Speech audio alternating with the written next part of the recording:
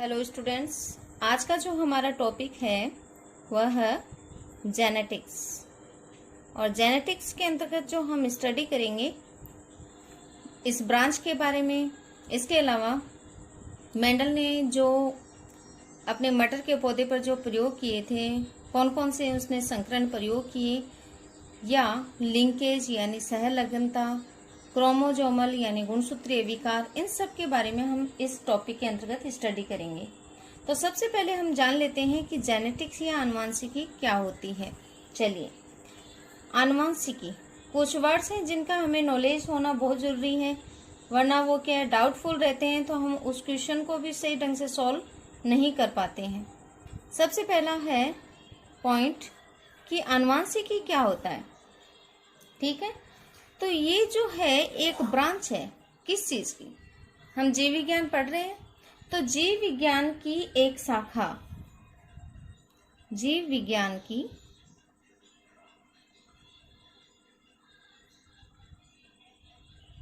एक शाखा जिसमें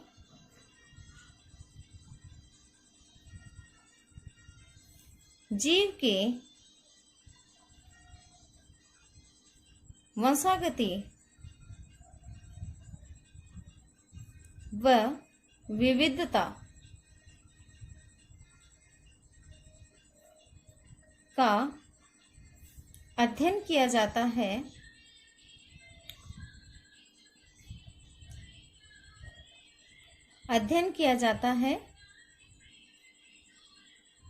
इस ब्रांच को क्या कहते हैं हम?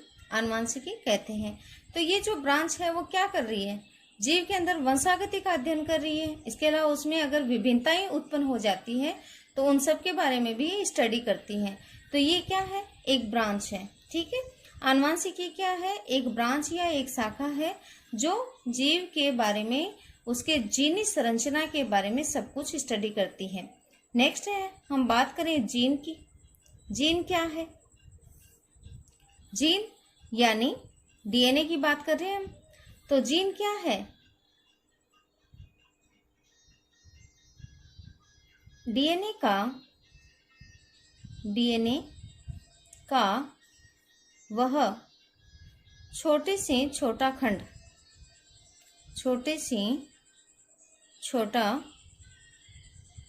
खंड, जो जीव के एक पीढ़ी से दूसरी पीढ़ी में लक्षणों का संचरण करने में सक्षम है या सक्षम हो, क्या कहलाएगा? जीन कहलाता है। शॉर्टली अगर हम जाने तो a short segment of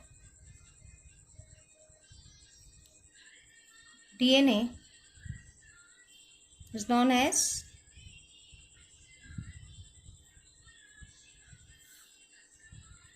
gene. Okay, इसको भी आप याद कर सकते हैं। अगर आपको नॉर्मली आपको पूछे कि डीएनए का छोटा खंड है, वही क्या है? जीन है। चलिए, अभी हमने बात की आनुवंशिकी के अंतर्गत। आनुवंशिकी में हम एक तो वंशागति और एक क्या करते हैं? विविधता का अध्ययन करते हैं। तो हम बात करें कि वंशागति क्या होती है। वंशागति जिसको हम हेरिडिटी कहते हैं, इंग्लिश में जो वर्ड है वो है हेरिडिटी। हेरिडिटी क्या होती है? हम कहते हैं ना कि ये कोई भी लक्षण देखते हैं माता पिता में और बच्चे में भी वही गुण आ रहा है, तो हम क्या कहते हैं? ये इसकी हेरिडिटी है। तो हेरिडिटी क्या है कि यह जो है वंशागति, डेफिनेशन में देखें, वंशागति वह प्रक्रम है जिससे लक्षण एक प्रोसेस है जिससे लक्षण जनक से संतति में जाते हैं। ठीक है, या हम कह सकते हैं कि लक्षणों का एक पीढ़ी से, लक्षणों का अगर इसकी अथवा में हम डेफिनेशन देखें तो लक्षणों का एक पीढ़ी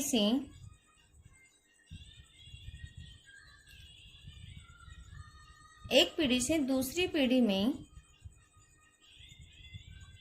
पीढ़ी में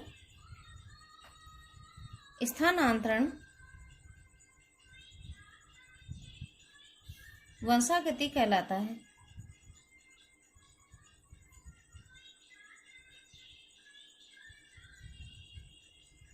ठीक है, ये है वंशागति।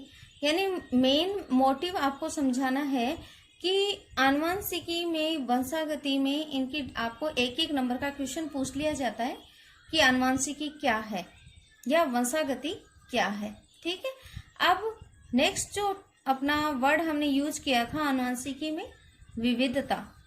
विविधता क्या है, मैंने पहले ही चर्चा की है इस बारे में कि अगर जनक से संतति में जब लक्षणों का संचरण हो ही रहा है, तब जनक से थोड़ा बहुत डिफर अगर संतति होती है या विभिन्न होती है तो वो क्या है, विभिन्नता है। तो जनक और संतति के लक्षणों की असमानता ही विविधता है। ठीक है, ये तो था हमारा मेन कि भाई हम जिस ब्रांच के बारे में हम स्टडी कर रहे हैं या जेनेटिक्स के ऊपर जब हम स्टडी कर रहे हैं तो हमें उस चीज के बारे में टोटली नॉलेज होना चाहिए। आनुवंशिकी है तो इसको हम आनुवंशिक विज्ञान भी कहते हैं। अब चलते हैं मेंडल की तरफ। मेंडल फुल नेम है ग्रिगोर जॉन मेंडल। मेंडल जो थे उन्होंने क्या किया था, मटर के पौधे पर 7 वर्ष यानी 1856 से इन्होंने 1863 यानी मटर के पौधे पर 7 वर्ष तक अध्ययन किया। अब इसने मटर के पौधे को क्यों चुना है, क्योंकि मटर का जो पौधा होता है उसमें एक तो सबसे बड़ी बात है कि इसमें मटर में पर परागण आसानी से संभव है। एक तो अभी टर्मिनोलॉजी यानी कुछ पद ऐसे भी हैं जो हम आगे उनकी भी डेफिनेशन देखेंगे, वरना तो मेंडल जो है हमें समझ में नहीं आएगा। तो मटर में पर परागण आसानी से संभव होता है। एक इसका जीवन काल क्या होता है, पौधे का जो जीवन काल है, जीवन काल छोटा होता है, 1 से 2 साल, और कम माने तो 1 साल ही होता है जीवन काल छोटा, और आसानी से उपलब्ध भी हो सकता है ये मटर।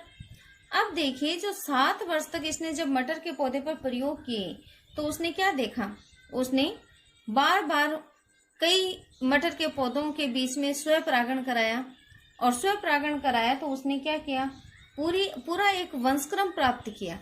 वंशक्रम में उसने देखा कि उसके लक्षणों में विभिन्नताएं आती तो हैं, लेकिन वो जो वंशक्रम उसने तैयार किया वो ट्रू ब्रीडिंग के ऊपर निर्भर था। यानी वंशक्रम में उसने स्वपरागण के फलस्वरूप भी उसमें जो स्थायी कैरेक्टर है, जो उसके स्थायी कैरेक्टर थे वो आगे से आगे पीढ़ी दर पीढ़ी चल रहे हैं।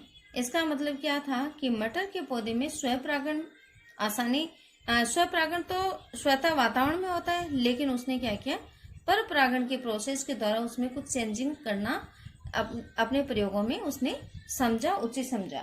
चलिए अब हम बात करें कि मटर के जो पौधे में सबसे बड़ी बात क्या थी। एक तो ये क्या होता है, द्विलिंगी होता है, द्विलिंगी होता है, यानी इसके अंदर मेल और फीमेल फ्लावर की बात कर रहे हैं हम। मेल और फीमेल फ्लावर है, यानी दोनों इसमें लिंग उपस्थित है। इसका मतलब क्या है कि मेल फ्लावर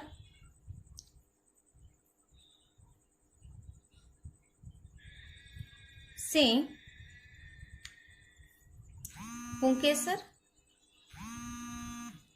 पुंकेसर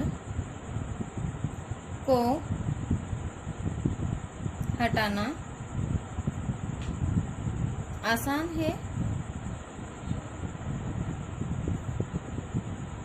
जिससे इस पुष्प में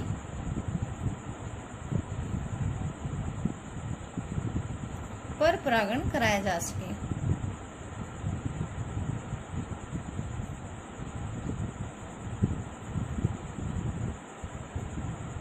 ठीक है, अब देखिए, अब जो मेंडल है उसने जो 7 लक्षण लिए थे, मेंडल ने मटर के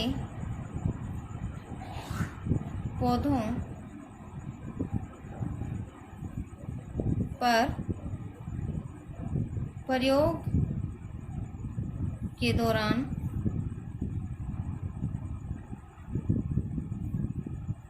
सात लक्षणों को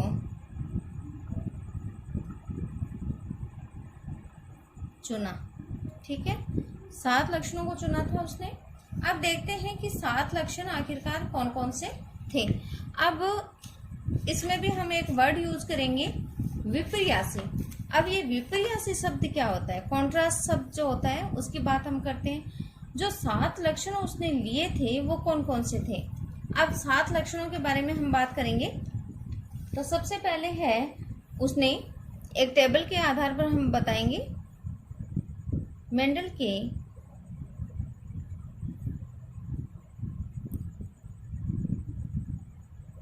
विपर्यासी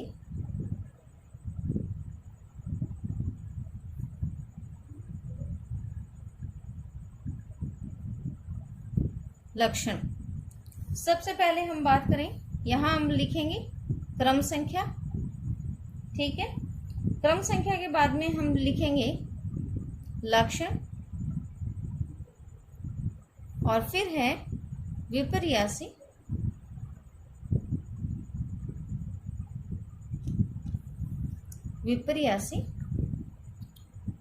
ट्रेड्स, विशेषक या लक्षण एक ही बात है। चलिए,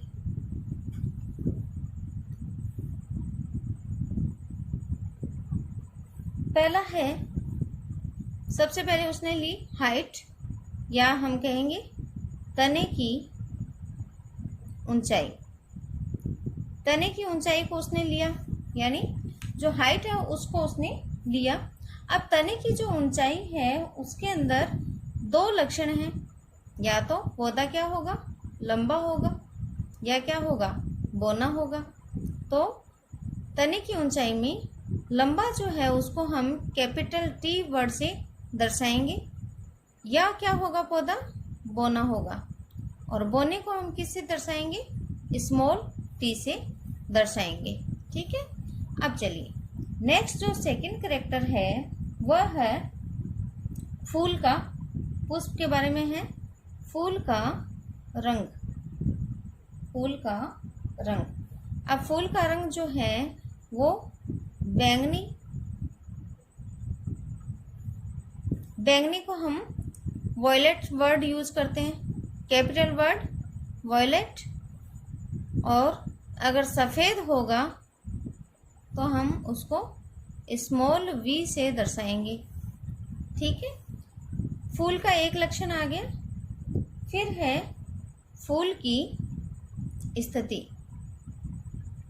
फूल की स्थिति वो कैसे स्थित है।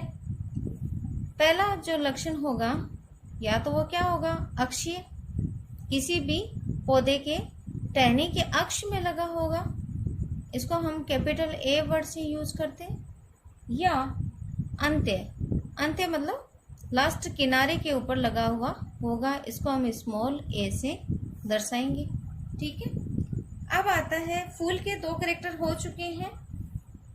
चौथा कैरेक्टर होगा फली का आकार। अब फली का जो आकार है, या तो क्या होती है फली फूला हुआ या फूली हुई, तो अगर वो फूली हुई है तो उसको हम किस वर्ड से यूज करेंगे? फूली हुई है तो हम उसको कहेंगे स्वेलो, कैपिटल एस से दर्शाएंगे। और अगर सिकुड़ी हुई है तो उसको हम कहेंगे रिंकल्ड, सिकुड़ी हुई, तो इसको हम स्मॉल एस से दर्शाएंगे। ठीक है, अब बात करें हम 5वें लक्षण की। फली का आकार हो गया, अब हम बात करेंगे फली के ही दूसरे लक्षण, यानी फली का रंग। फली का रंग कैसा होना चाहिए? फली का रंग है हरा। ठीक है, जो अच्छी क्वालिटी की होगी तो हरा ही होगा, उसको हम कैपिटल जी से दर्शाएंगे, यानी ग्रीन। और अगर फली का रंग हरा नहीं हुआ तो फली का रंग क्या होगा? पीला होगा। ठीक है, उसको हम स्मॉल जी से दर्शाएंगे। चलिए, छठा कैरेक्टर है अब बीज के आगे बात। तो बीज का आकार, बीज का आकार कैसा होता है? बीज या तो कैसा होगा? गोल, उसको हम कैपिटल वर्ड राउंड सब से दर्शाएंगे, या होगा झुर्रीदार, तो उसको हम स्मॉल आर से दर्शाएंगे।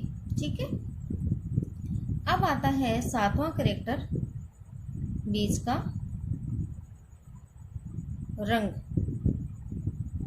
बीज का रंग, अब बीज का रंग कैसा होना चाहिए? तो बीज का, अगर पका हुआ बीज है तो उसका रंग कैसा होना चाहिए? पीला होना चाहिए, तो उसको हम कैपिटल वर्ड येलो से दर्शाएंगे। अगर पका हुआ नहीं है, कच्चा है, तो कैसा होगा? हरा, उसको हम स्मॉल लेटर से दर्शाएंगे। ठीक है, तो ये है 7 लक्षण, 7 विपर्यासी लक्षण, यानी या तो ये होगा या ये होगा, यानी लंबा होगा या बौना होगा, बैंगनी होगा पुष्प का रंग, या क्या होगा? सफेद होगा। इस प्रकार इन 7 लक्षणों को मेंडल ने अपने प्रयोग के दौरान चुना था। अब आपको याद करने में आसानी हो इसलिए मैं इनके जोड़े बना देती हूँ। देखिए, तने की ऊंचाई एक सिंगल कैरेक्टर है, फिर है फूल का रंग और फूल की स्थिति। तो फूल को लेकर 2 कैरेक्टर हैं, या तो उसकी स्थिति है या उसका रंग। फिर फली का देखें तो फली का भी रंग है और फली का आकार, और बीज का आकार और बीज का रंग। ये 7 कैरेक्टर आपको एकदम अच्छे से याद होने चाहिए, तब हम इसके जो आगे के मोनो हाइब्रिड और डाई हाइब्रिड क्रॉसेस हैं उनको आसानी से पढ़ पाएंगे। चलिए, अब देखते हैं मेंडल के जो विपर्यासी लक्षण हैं, उसके बाद में उसने एक और बात कही कि जो विपर्यासी लक्षण है उसकी डेफिनेशन की बात करें तो देखते हैं विपर्यासी क्या होता है। विपर्यासी लक्षण, देखें कि प्रत्येक जो कैरेक्टर है या प्रत्येक लक्षण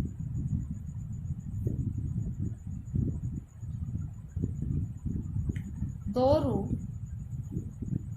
प्रत्येक लक्षण के 2 रूप होते हैं और वह भी एक दूसरे के विपरीत।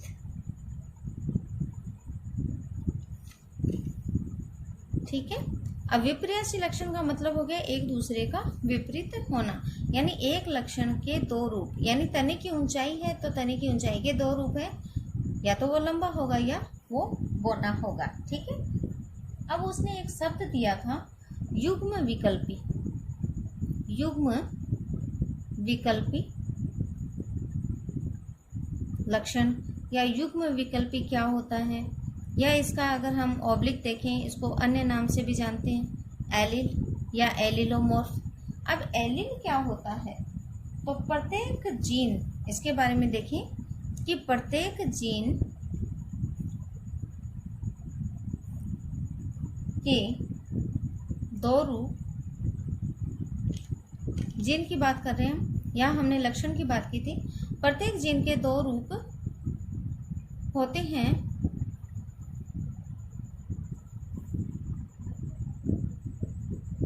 जिसमें एक डोमिनेंट यानी प्रभावी, एक प्रभावी व दूसरा, एक प्रभावी व दूसरा अप्रभावी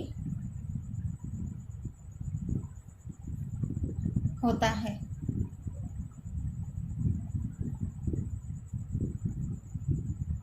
अब देखिए, एक प्रभावी होगा और दूसरा अप्रभावी, इसे युग्म विकल्पी कहते हैं, या उस जीन के युग्म विकल्पी कहते हैं, से युग्म विकल्पी कहते हैं।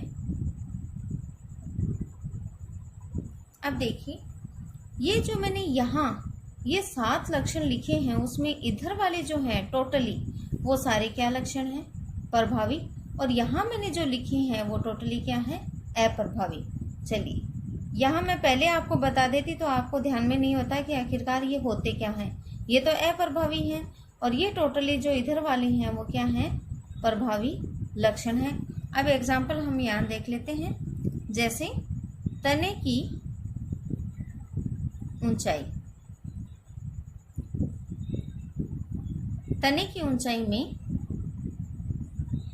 लंबा यानी कैपिटल टी, प्रभावी व बोना यानी स्मॉल टी, अप्रभावी होता है। ठीक है, तो प्रभावी और अप्रभावी आप समझ चुके होंगे कि प्रभावी क्या होता है, जो, अब इसके बारे में भी हम बात कर लेते हैं कि जो अपने प्रभाव को दर्शाता है, अप्रभावी जो अपने प्रभाव को दर्शा नहीं सकता। चलिए, अब हम बात कर लेते हैं प्रभावी की। ये कुछ वर्ड्स हैं, टर्मिनोलॉजी है जेनेटिक्स की, इनको हमें हमेशा याद रखना है, ताकि हम जब भी आगे कभी भी नेक्स्ट आगे की क्लासेस में जब जेनेटिक्स के टॉपिक आएंगे तब ये हमें याद करने की जरूरत ना हो। अब इसको बेसिकली अच्छे से समझ लें। अब प्रभावी लक्षण क्या होता है, प्रभावी लक्षण,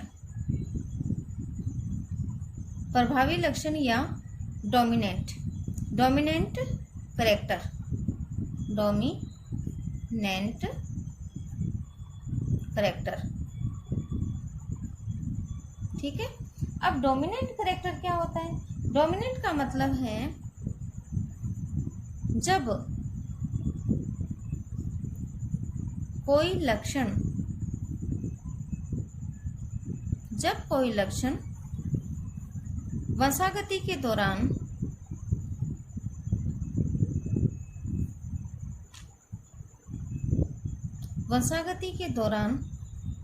जब कोई लक्षण वंशागति के दौरान अपने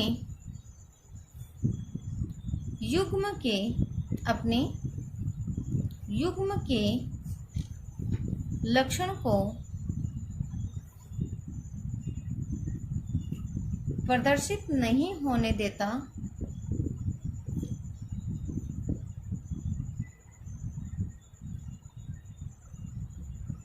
तथा स्वयं प्रभावी होता है,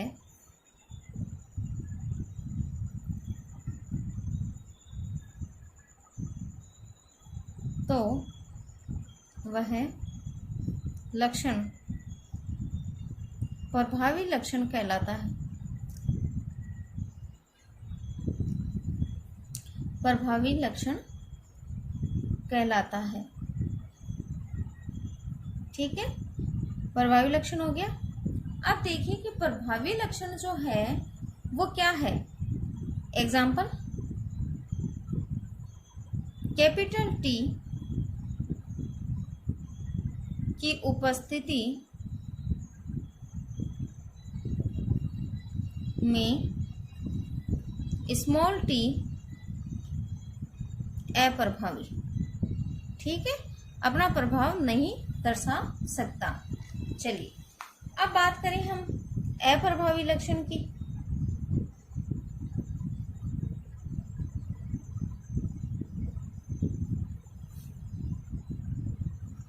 ऐसे लक्षण अप्रभावी को हम इंग्लिश में कहते हैं रिसेसिव करेक्टर। ये टर्मिनोलॉजी आपको इस रूप में भी याद रखनी है, क्योंकि आगे के कंपटीशन एग्जाम्स में या आगे की क्लासेस में रिसेसिव वर्ड बार बार यूज आएगा।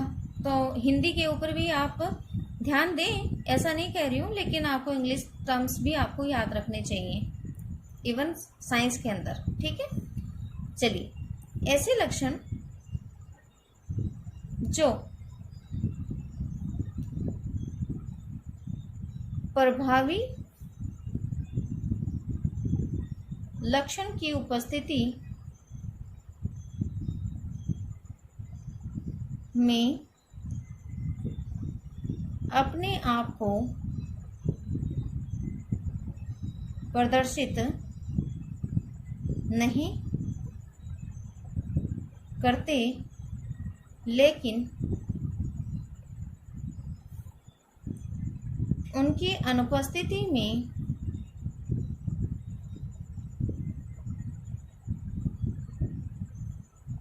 अपना प्रभाव दर्शाते हैं। अब देखिए कैसे कि भी कैपिटल टी उपस्थित होगा तो ये क्या करेगा, स्मॉल टी को क्या करेगा, अपना प्रभाव दर्शाने नहीं देगा, ये अप्रभावी हो जाएगा।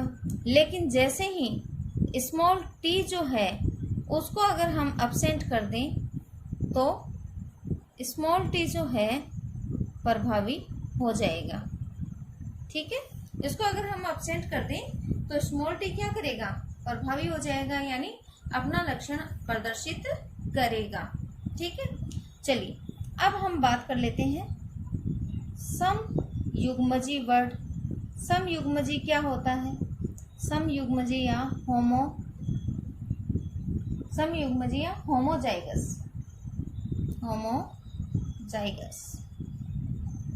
समयुग्मजी जब एक जीव में क्या होता है, युग्मज, युग्मज की बात कर रहे हैं, जाइगोट की बात कर रहे हैं, जब समान हो, उसमें जो जीनी संरचना है वो समान हो।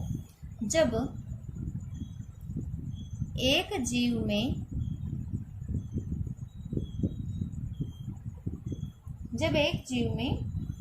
किसी लक्षण के दोनों जीन, किसी लक्षण के दोनों जीन समरूप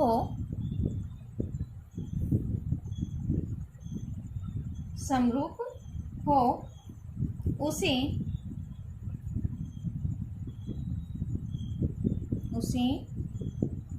लक्षण विशेष के लिए शुद्ध या होमोजाइगस कहते हैं, ठीक है। अब देखिए एग्जाम्पल से, एग्जाम्पल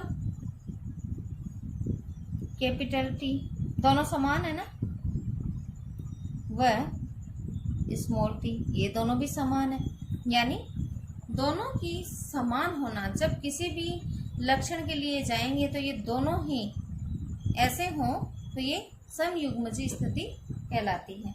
या तो ये जाएगा या ये जाएगा, समान स्थिति में दोनों समरूप है, ये भी दोनों समरूप है। इन दोनों की बात हम कर रहे हैं, ये दोनों समरूप है, वैसे ये दोनों भी क्या है, समरूप है।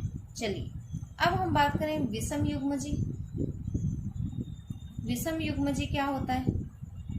विषम युग्मजी या हेटेरोजाइगस जो वर्ड है, इसका अर्थ क्या होता है? जब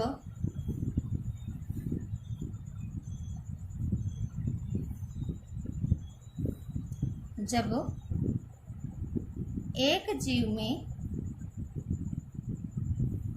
किसी लक्षण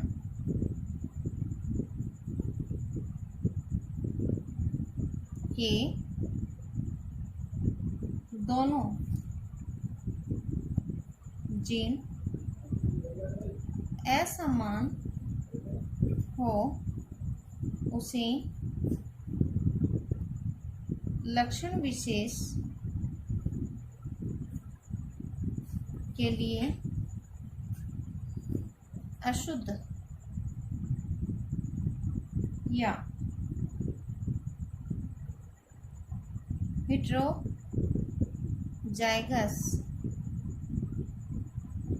कहते हैं। अब देखिए एग्जाम्पल क्या होगा? कैपिटल टी स्मॉल टी, ये क्या है? लंबाई का लक्षण है। लंबाई के लिए हेटेरोजाइगस है, हेटेरो फॉर्म में उपस्थित है, यानी ये कैपिटल है और ये क्या है? स्मॉल है। ठीक है, चलिए अब हम बात कर लें टर्मिनोलॉजी। नेक्स्ट जो वर्ड यूज आएगा आगे अपने, वो है जीनोटाइप। जीनोटाइप और फिनोटाइप क्या होता है? जीनोटाइप की बात कर रहे हैं हम सबसे पहले। जीनोटाइप या जीन प्ररूप। देखिए, जीनोटाइप यानी जीन की संरचना को जो दर्शाता है। तो अगर जीन की सम व विषम युग्मजी स्थिति, यानी आंतरिक स्थिति की हम बात करें किसी जीन की, अगर जीन की सम व विषम युग्मजी स्थिति प्रदर्शित होती है, यानी हम लैब के अंदर जब प्रयोग करके देखेंगे तब जीन की आंतरिक संरचना देखेंगे कि वो सम है या विषम, तो उसे हम क्या कहते हैं? जीनोटाइप। जैसे अब मैं ये लिख देती हूँ, कैपिटल टी स्मॉल टी, ये क्या है? विषम स्थिति है, विषम युग्मजी है। अगर हम लिख दें इसको कैपिटल टी, तो ये क्या हो जाएगी? सम युग्मजी स्थिति हो जाएगी। यानी इसकी आंतरिक, किसी भी जीन की आंतरिक स्ट्रक्चर को कि वो समरूप है या विषम है, उस चीज को दर्शाता है, वो क्या है? जीनोटाइप। चलिए नेक्स्ट जो लास्ट एक वर्ड और है अपना, फिनोटाइप या दृश्य प्ररूप। चलिए जब हम पहले समझ लें कि फिनोटाइप होता क्या है। जब हम किसी भी लक्षण को देखते हैं कि भाई पौधे को देखा, वो लंबा है या वो बौना है, अब जो बाहर की स्थिति हमें नजर आ रही है, बाहर से देखने पर हमें किसी लैब की या किसी प्रयोग की जरूरत नहीं है, तो वो जो लक्षण प्रदर्शित होगा वो क्या होगा? फिनोटाइप होगा। ठीक है, तो अगर या किसी पौधे की दृश्य स्थिति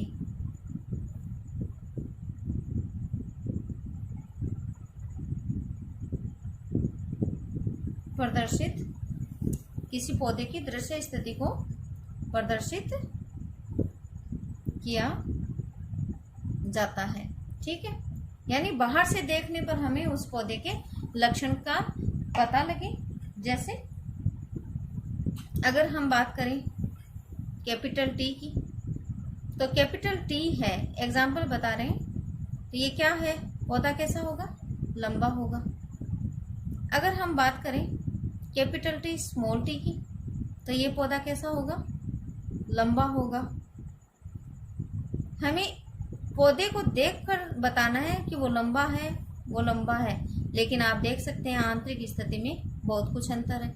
यानी ये तो क्या उसका जीनोटाइप है, लेकिन मेन लक्षण क्या प्रदर्शित हो रहे हैं, लंबा है, ये भी लंबा है, तो ये कहलाता है फिनोटाइप। ठीक है।